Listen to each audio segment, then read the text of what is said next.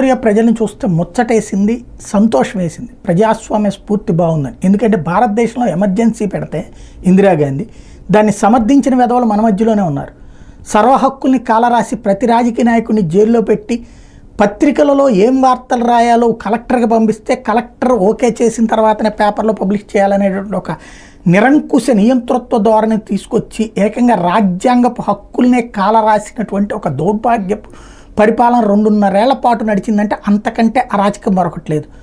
అలాంటి అంతటి అరాచకం చేసినటువంటి ఇందిరాగాంధీని మహాశక్తివంతమైనటువంటి నాయకురాలుగా చూపెడుతూ ఇప్పటికి కూడా మాట్లాడుకోవడం మన దేశపు బానిసత్వానికి సజీవ సాక్ష్యమైతే, ఉత్తర కొరియాతో నిత్యం తగవపడేటటువంటి దక్షిణ కొరియాకి సంబంధించినటువంటి అధ్యక్షుడు ప్రకటించినటువంటి ఎమర్జెన్సీని వితిన్ 7 అవర్స్లో వెనక్కి తీపించగలిగారు అక్కడ ఉన్నటువంటి ప్రజలందరూ.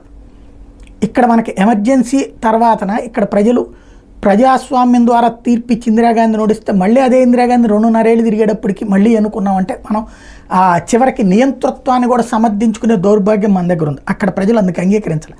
అలాగే ఈ ఎమర్జెన్సీ పెట్టినటువంటి దానికి కారణమైనటువంటి సైనికాధికారిని ప్రస్తుతం ప్రాసిక్యూట్ చేస్తున్నారు అక్కడ.